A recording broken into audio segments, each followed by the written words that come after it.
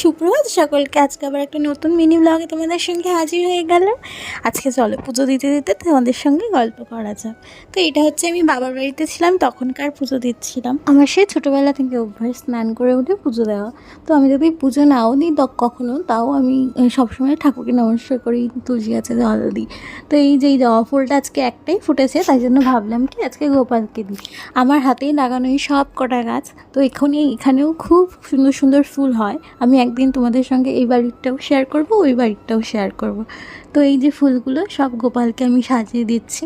আমার খুব ভালো লাগে ফুল দিয়ে সাজাতে, বেশ সুন্দরভাবে সাজিয়ে পরিপাটি করে পুজো দিতে খুব ভালো লাগে। তো আমাদের না জবা ফুল অনেক ধরনের আছে। এগুলো তো ব্যাঙ্গালোর ভ্যারাইটির জবা ফুল গাছ, যেগুলো মানে লোকাল এই যে লাল জবাগুলো, এগুলো এখন কদিন ধরে প্রচুর ফুল ফুটছে।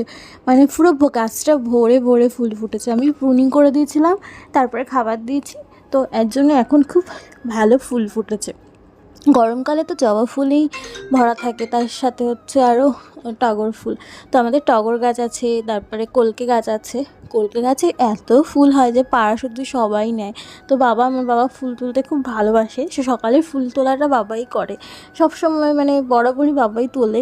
টগর গাছ, আগে শিউলি গাছ ছিল, শিউলি গাছটা মরে গেছে, তো তখনও বাবাই তুলতো।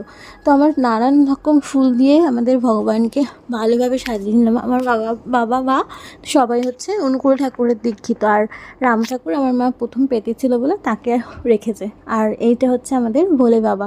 তো ভোলে বাবার একটা লিঙ্গ আমি মাকে দেবো পরে কিনে।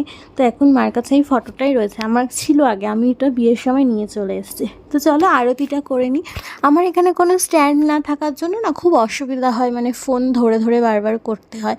তো আমাদের এই ধূপগুলো ভালো না, এবারে আগের বার যেগুলো এনেছিল ডিরেক্ট কোম্পানি, মানে যেখানে ধূপকাঠি বিক্রি হয় সেখান থেকে নিয়ে এসছে, তো একটু কম পড়ে আর কি।